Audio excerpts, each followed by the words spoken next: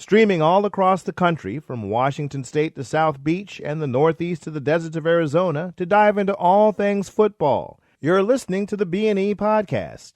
Here's your hosts, Ed Donaldson and Brandon Simpson. It's like every week in the NFL gets better and better. Week 12 is in the books, and we've got a complete recap for you all. What's up, everyone? Welcome to another episode of the B&E Podcast. I'm Brandon. Ed is on travel, so I have my high school classmate, Nick, with me today. How you doing, my brother? I'm good, man. Good to be here. That's good. What's your team, bro? Ready to get in. I'm Vikings fan. You know this, and Okay. I'm also a Michigan fan. You see, I got the Michigan gear on, so I'm Yep. repping today. Yeah, It's a y'all good riding day. high right now. Mm-hmm. All your teams winning this past weekend. Yep. Must be nice. Great week. Very great week. Got you. Especially after last week, what happened with us against them Cowboys. Oh, yeah. I'm glad That we was redeemed ourselves. definitely unexpected. At least the score on my end, for sure. I don't Yeah. think anybody thought it. I mean, besides them sorry Cowboy fans would have thought that it would have Yeah. been that much of a blowout. But hey, y'all still got a better record than them, so Yeah. you can take that and run with it. Excuse me, for sure.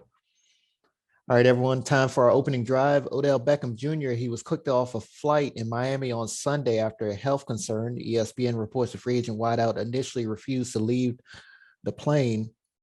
Police say they were informed he was in and out of consciousness. Beckham was not arrested in the incident.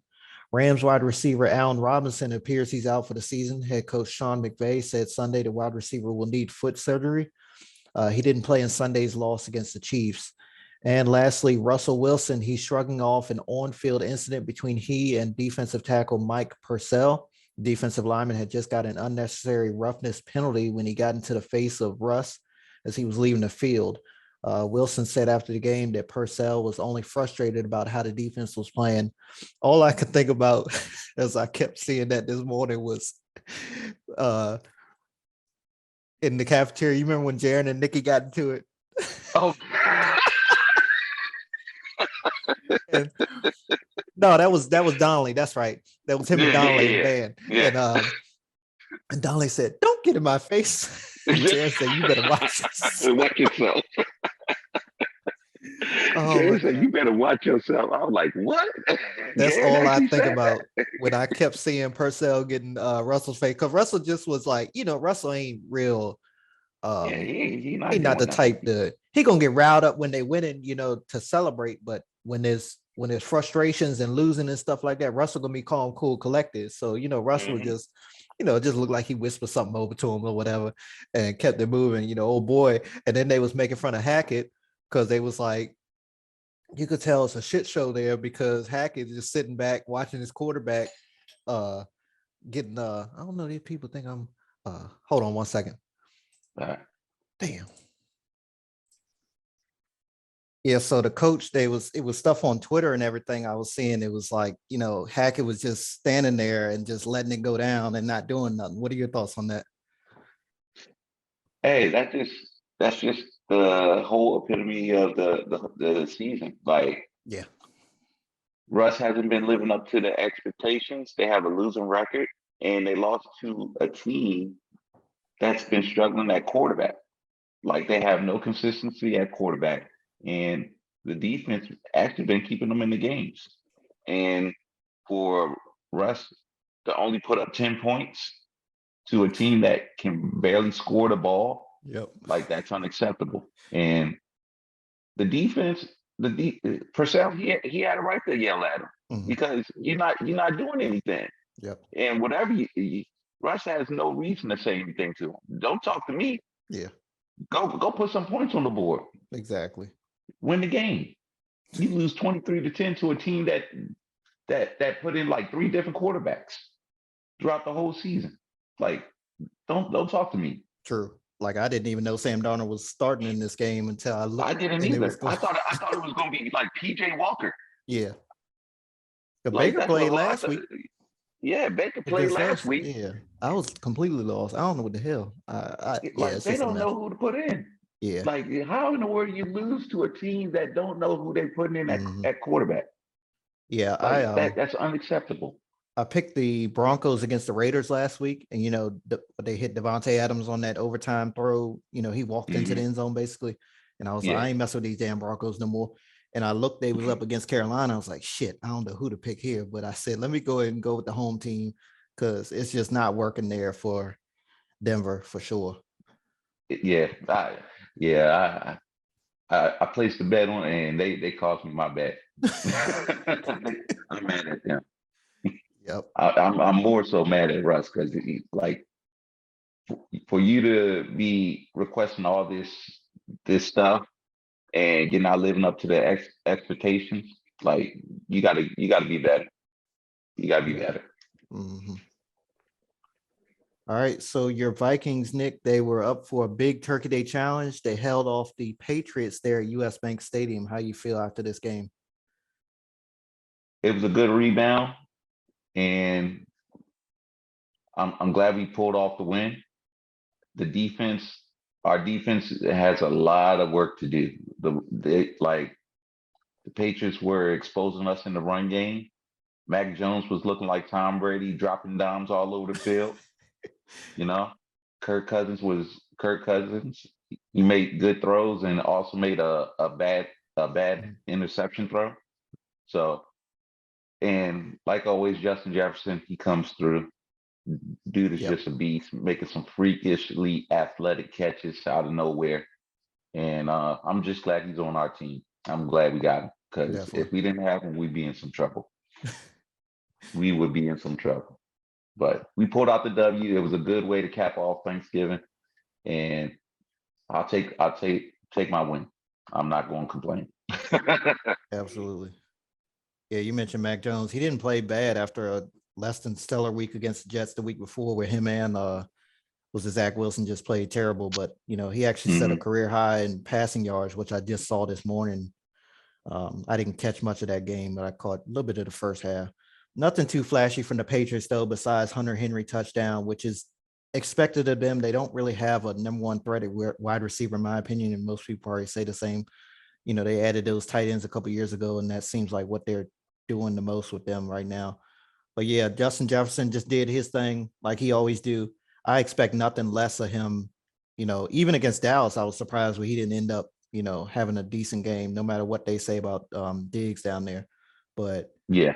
always every time I see the stat line for this guy, it's over 100 yards, receiving a touchdown automatically, and generally it's double-digit reception. He was just there yesterday. I mean, last Thursday with 9 receptions. Hmm. Rare primetime win for Kirk, like you said. So that kind of took a Yes. little bit of monkey off his back until the next time they're playing primetime. He did get Thielen and Hawkinson going. The ball was spread out a little bit more than normally is, in my opinion. So yeah, y'all scored on 5 straight possessions after that interception. So that was another positive sight for y'all. But yeah, like we said, off record, y'all have the better record against the Cowboys, despite the, if it ends in a tiebreaker, yeah, that's a whole different situation. So right now, y'all still second seed in the NFC, and you're right there on the Eagles' tail as well, even though they got a tiebreaker on y'all. But yeah, much needed to win against a Bill Belichick coach team and against a New England defense that has been playing pretty good as of late. So kudos to y'all.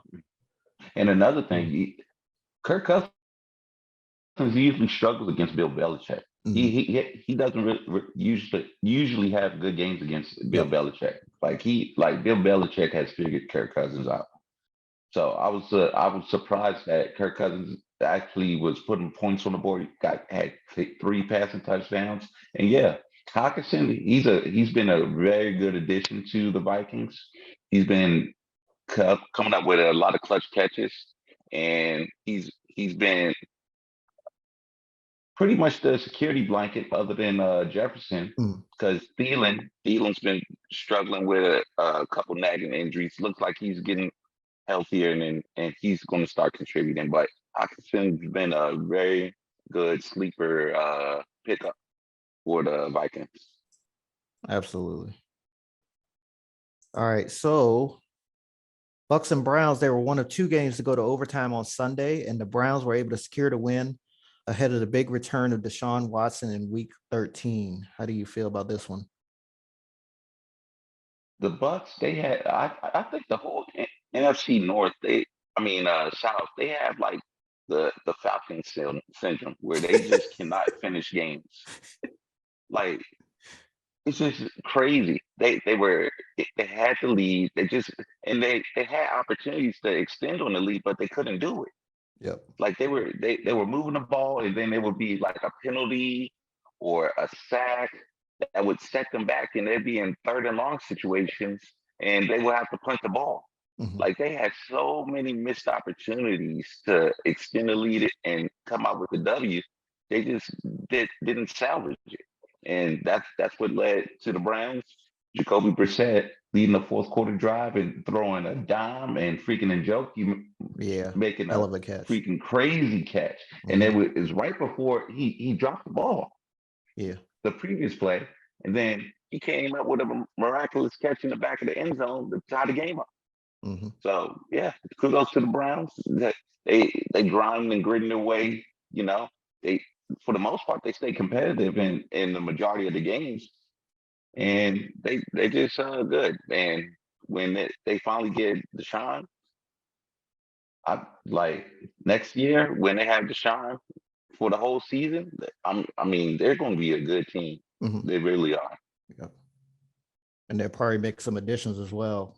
Even though they have a decent squad now. So yeah, that track, especially depending on what they do in the next couple of weeks. But yeah, so many times in this game, I was waiting for the Bucks to take control of this game. Like I did pick the Bucks. I wasn't surprised that Cleveland took it, and I wouldn't have been surprised heading into the game as well. It wasn't like a guarantee in that sense, but they definitely had the momentum going into this game. They won 2 straight games, especially since the divorce. That's one thing I've been talking about a lot. It's like he's been undefeated since the divorce, before Sunday, of course.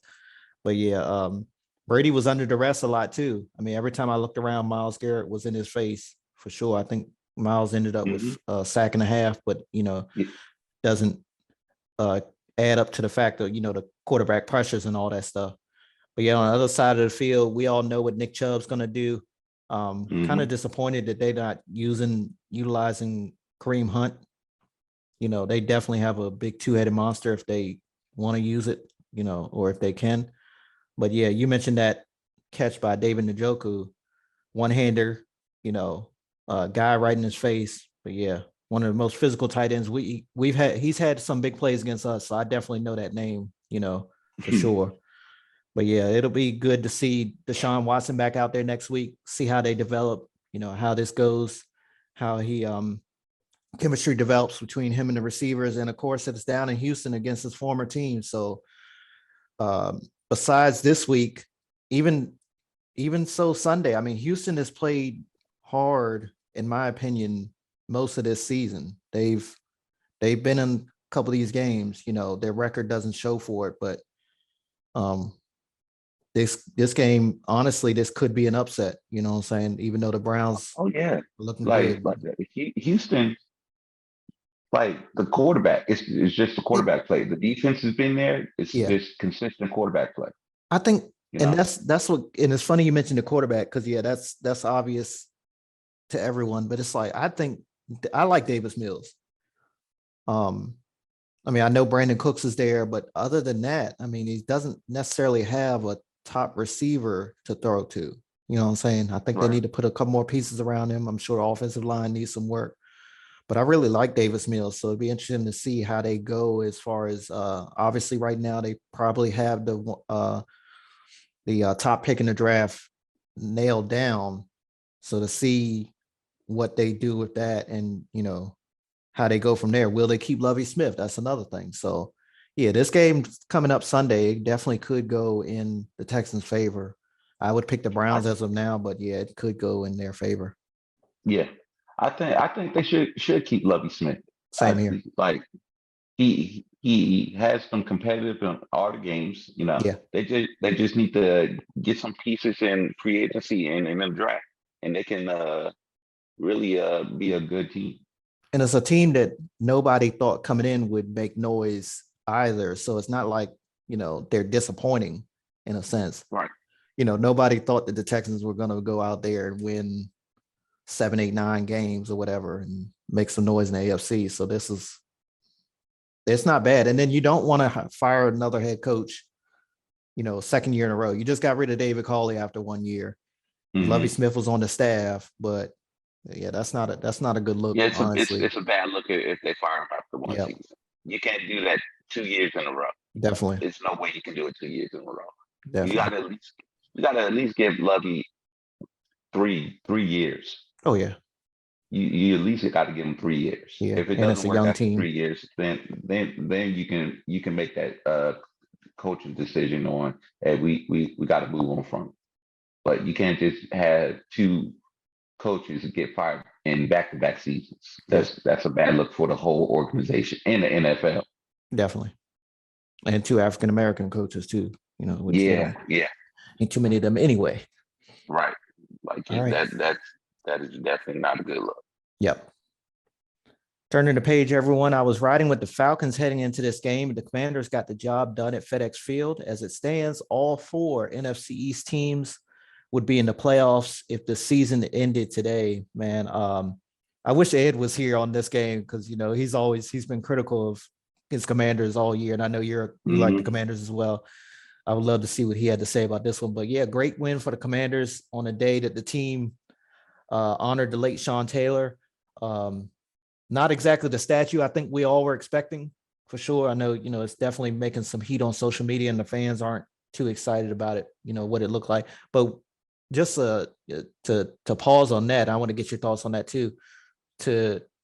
When I saw that, or when I heard that it was going to be inside statue, I think I kind of was like, yeah, this ain't about to be right. Like something just off about this, because in my experience, most statues at these stadiums be outside. So they did it inside. I believe it was in the team store. And then it was just like, it wasn't even a statue. It was like a mannequin or whatever. What do you feel about that one? It was very disrespectful. Yeah. It was very disrespectful. And I'm not blaming Dan Snyder. I'm blaming the PR. Oh, yeah, PR. The PR yeah. team. Yep. Because you're the ones that shot it up to Dan Snyder, and Dan Snyder okayed it because he already has enough heat on him as it is.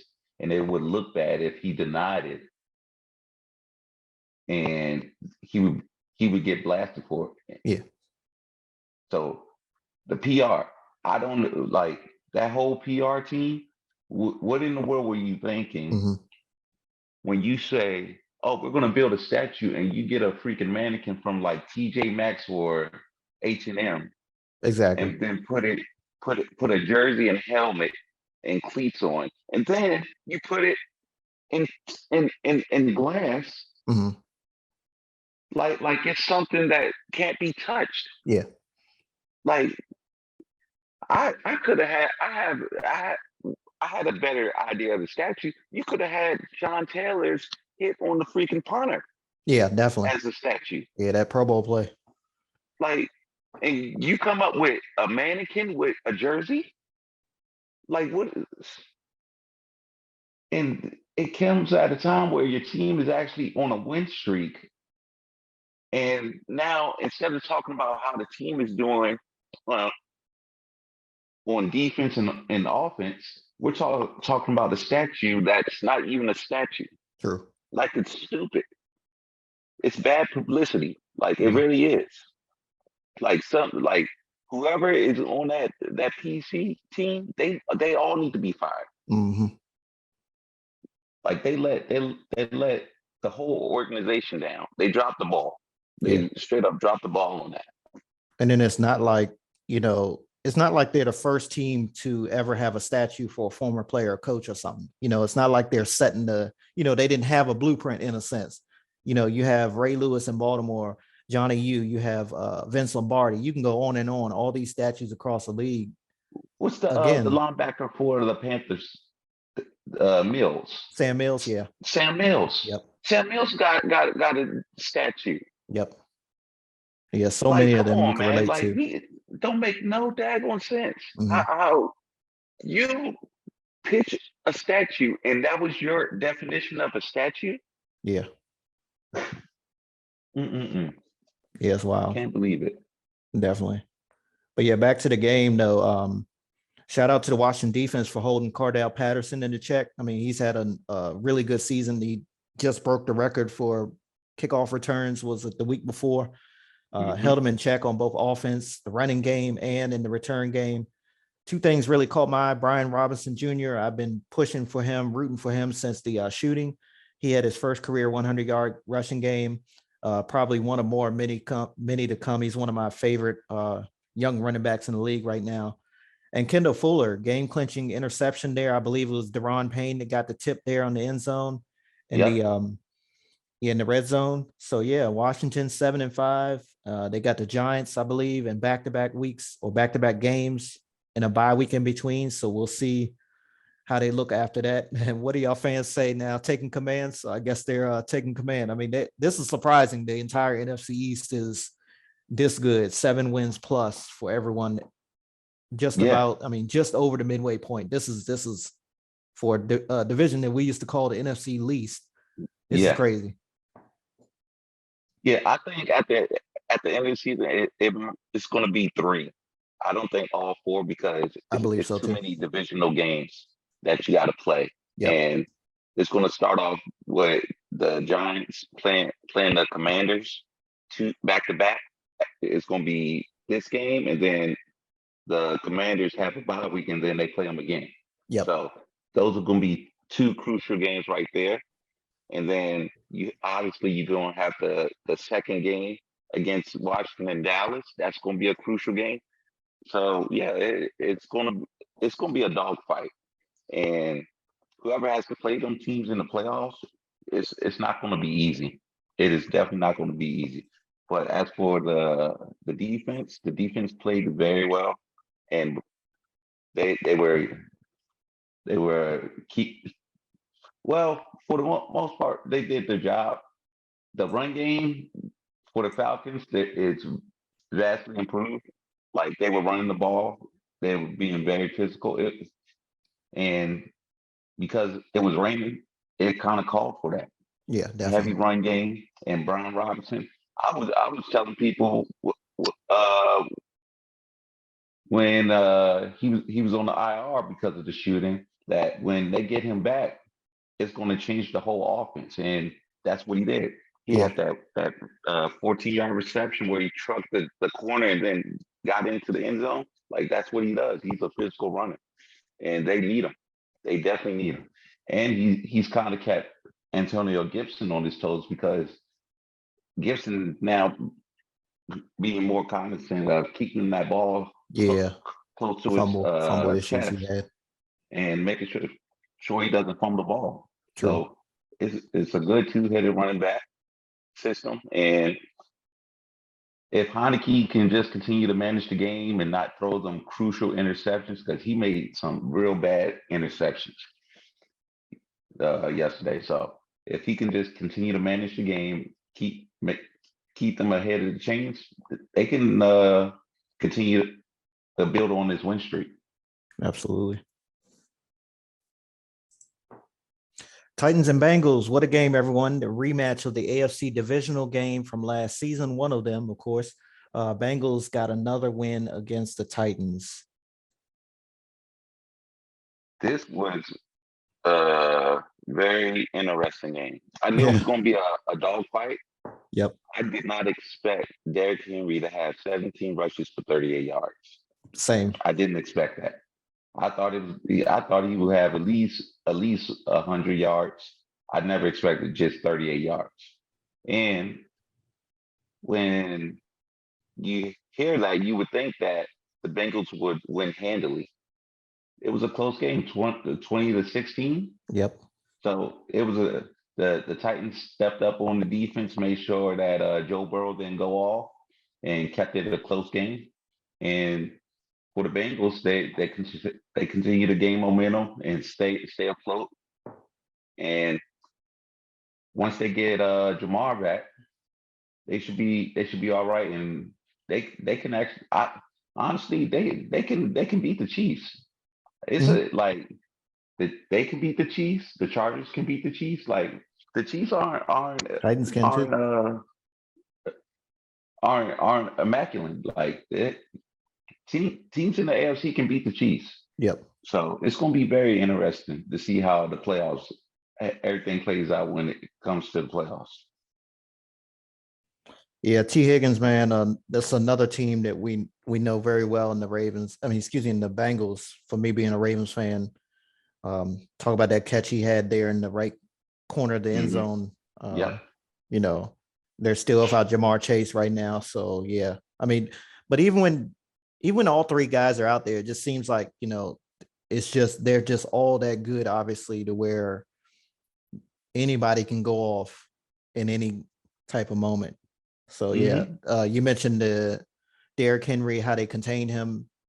They did what most teams, since he did what most teams cannot, and that's containing him. Besides, he had that big 69-yard catch and run. Fumbled right down there at the end zone. Luckily enough, he had was it Traylon Burks, I believe his name is, the rookie, right there, recovered it in the end zone for him. Big bonehead mistake on that field goal at the end, because I was watching the Ravens game. Of course, we was on a weather delay, so we was about 20-30 minutes behind all the other games. I turned to the game, saw they was going for the field goal. I turned back because I figured they was going up by 7 at that point. And then I looked at the bottom ticker and it was like, you know, the game was over within the matter of seconds. I'm like, what the hell happened? Right. And then when I saw it afterwards, I saw that, you know, it's funny, there's showing on NFL Network right now, but the guy, you know, roughed into the long snapper, whatever, got the penalty. And Cincinnati was able to run out the clock. It would have been interesting to see if Tennessee would have been able to come back downfield. I'm not sure that they have that quick strike offense with the receivers that they got now to get downfield. But, you know, these offenses are different nowadays. They can just, you know, get one big play and before you know it, they're, you know, downfield. But yeah, crazy how both of these teams started 0-2 and now the Titans leading the South and the Bengals are tied for first place in the North. You mentioned Kansas City. I do want to touch on them real quick. I think, yeah, all those teams could beat them, but it's kind of amazing how the Chiefs, to me, they're not getting national attention like they have in years past. It's the Buffaloes of the world. It's the Phillies of the world right now. Y'all getting a little bit more national attention. And it's like Cincinnati Kansas City just keep winning. You know, not like in 2019 when they was lighting it up or whatever, 2018 in years past. But I believe they can go to the Super Bowl. I think they can continue to be on a run. I mean, they just have a formula to win. And especially if they're at home, damn near unbeatable there. But yeah, the Titans can definitely beat them. We've seen that before. We've seen the Bengals give them trouble and beat them. So yeah, I don't know about their Chargers though. I mean, I know, you know, it came close twice early this year, but Chargers is so up and down, man. It's just hard for me to trust them.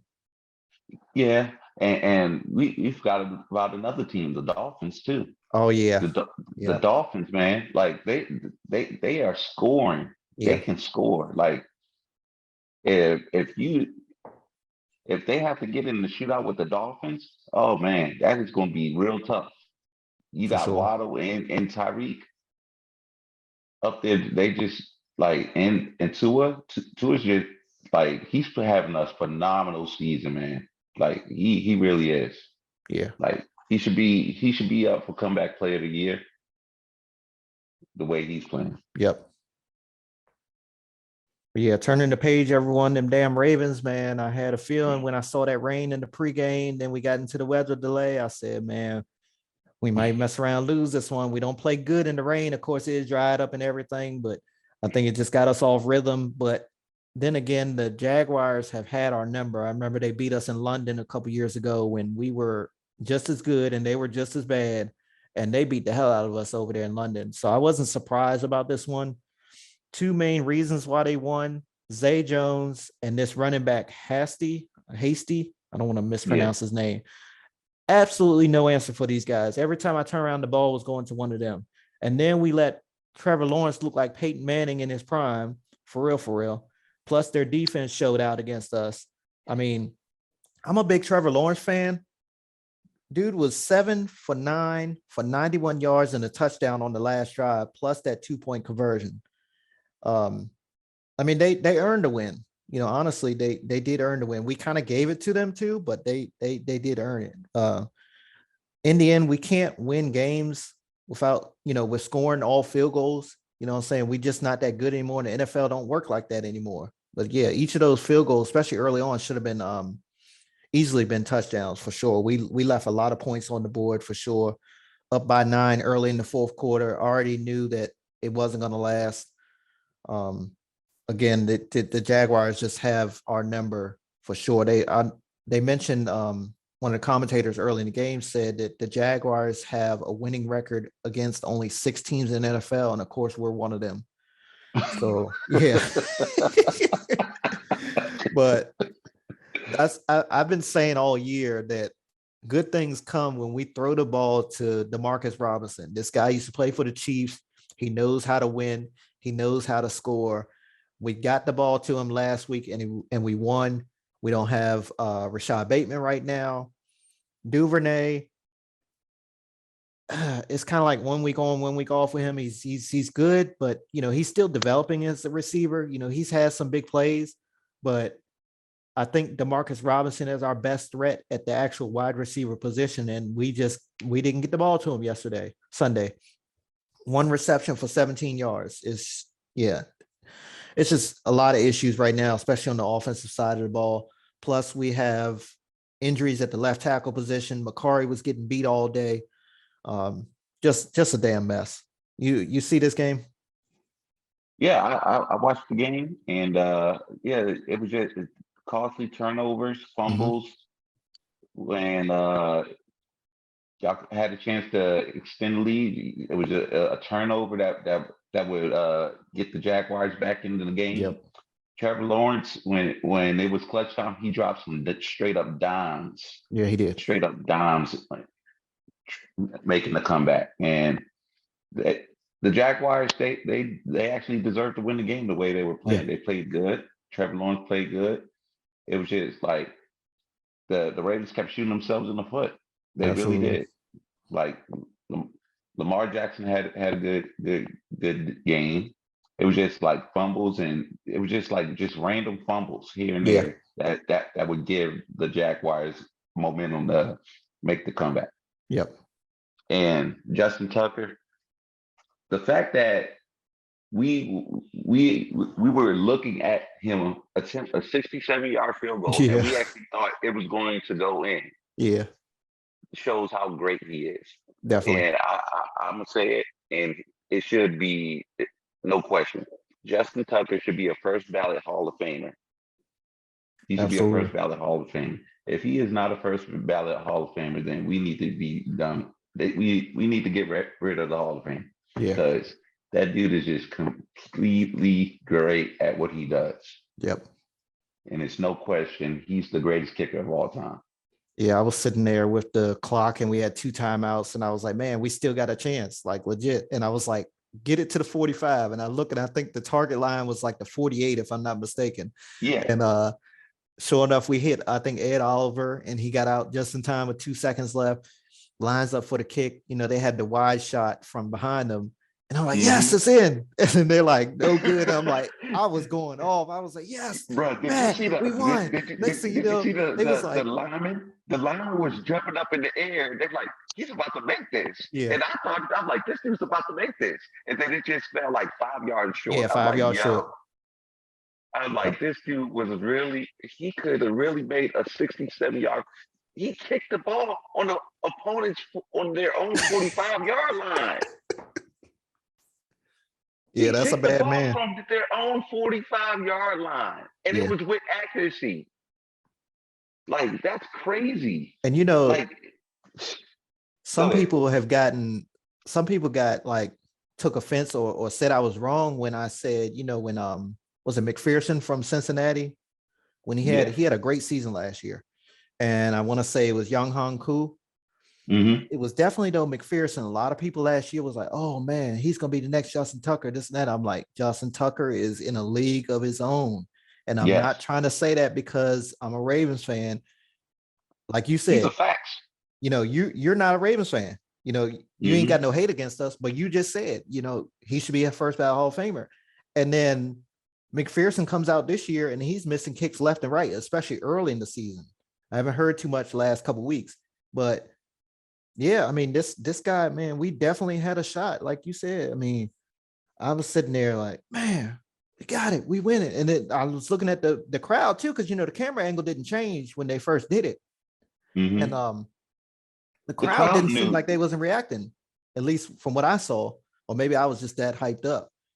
And no, the crowd was when they saw that ball on target, they was like, this dude is about to make this kick, Yep. and we about to lose on a 67-yard field goal. Yep. And when that ball hit the end zone, that's when they got loud. They were like, oh, he actually missed the field goal. Yep. Like it's almost like breaking news. Justin Tucker missed the field goal. Yeah. Like we're not expecting him to miss a field goal. And he had so many straight in overtime and fourth quarter. I can't remember how many it was, but it was a high number. I can't remember exactly. So of course that streak is over now, but he'll probably get it right back again.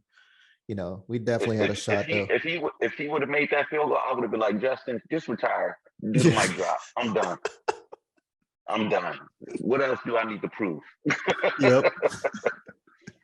For sure. Good man. All right, everyone. In case you missed any of the action from week 12, here's what else happened. Bills got their second win in 5 days at Ford Field, this time against the Lions, 28-25. Dallas won their first Thanksgiving game in 3 years. They beat the Giants 28-20. Dolphins took the Texans behind the woodshed and won 30-15. Jets crushed the Bears at MetLife Stadium. Panthers, they handed it to the Broncos on Sunday. Chargers beat the Cardinals in the final seconds despite the return of Kyler Murray. Raiders won their second straight overtime game, this time against the Seahawks. Chiefs did what they always do. They win home games, sending the defending champion Rams to 3-8 on the season. 49ers, they blanked the Saints. Eagles toughed out a win against the Packers on Sunday Night Football. And real quick, the Saints lost. I'm sure you saw this. The Saints got shut out for the first time, I believe, since 2001, if I'm not mistaken. What a damn streak. Yeah. That's a while. That's a long ass time. I mean, that shows how potent their offense was for that long. Absolutely. Like their offense was that potent. Like Drew Brees, Sean Payton. Yep. Like their offense was great. You're right. But yeah, that's unheard of. That really is. Definitely. So yeah, out of those games, any surprises for you? What any of those games caught your eye? The main surprise is the Panthers and Broncos. And again, like you're Russell Wilson, you've won the Super Bowl. You're playing a team that literally started 3 different quarterbacks in 3 different weeks. Mm-hmm. How are you losing to a team that is doing that? And on top of that, you only score 10 points and you lose by 13. Yeah. Like that's unacceptable. Like every defensive person deserves to yell at Russell Wilson. Every person. Like he deserves to get cussed out by every defensive person because they're up there busting their behind so they can win the game, and he's not holding up his end. That was my biggest surprise. Yeah, I think I would say a little bit of surprise, but it was a divisional matchup. I would say that Cowboys-Giants game, for being as close as it was, the Giants came out, looked like they were hungry early on. Even though they're a good team, they were really banged up heading into this game. A lot of the starters were out of this one. Me, my dad being a Giants fan, I got a little bit of bias towards them, but I didn't pick them to win, nor did I though think that the game would be this close, even though Dallas pulled away at the end. But yeah, the score was kind of surprising to me. And then the Raiders to go into Seattle and win that game, I thought that the Seahawks were going to take that one. Raiders came out. It seems like overtime has been their mantra since the whole Derek Carr crying situation at the podium that day, claiming that the teammates weren't, giving it their all and stuff. You had Devontae Adams sealing the game out last week for him. Then you have Josh Jacobs taking it to the house on a big run in overtime this week. So I still don't think they're gonna make the playoffs, but I mean, they're 4 wins now for the season, but a little bit of momentum. You know what I'm saying? It won't seem as bad there for Raiders fans. They've been through a lot over the last 20 years. For real. But yeah. All right, so it's time for some player awards. Offensive ace of the week. Who do you got? I'm going with Josh Jacobs, rushing for over 200 yards, 2 touchdowns, and getting that touchdown in overtime. He has to be my offensive player of the week. Absolutely, I'm going right there with you. Just to add on to it, over 300 scrimmage yards, and when I looked up and saw that stat line, I was like, man, it reminds me of Christian McCaffrey. So yeah, good game for him. I would give an honorable mention to Mike White turning things around in one game. The 3 touchdowns. Yep. This is through for 3 touchdowns. And not bad, completion percentage and everything too. 22 for 28, 315. So yeah, you didn't hear any complaints from Garrett Wilson and Elijah Moore and all them guys up there. So very good day for the Jets. A big turnaround in one game for them. Defender of the week, I'm going to go with Myles Garrett. Not exactly a flashy game. Didn't stand off, but again, he was in Tom Brady's face a lot. He only finished with 3 tackles, 1 solo, a tackle for a loss, but he had 1.5 sacks against the GOAT. How about yourself? I'm going with Brian Burns. Okay. He had 4 tackles and 2 sacks. And on top of that, he won against the Broncos. He's one of the league leaders in sacks. He got 10 on the season. And that he's the anchor for that Panthers defense. Absolutely. Go ahead. Were you done? Yeah. Okay, my bad. Special teamer of the week. Who caught your eye? Justin Tucker. Even in the loss, he just amazes me on how good he is.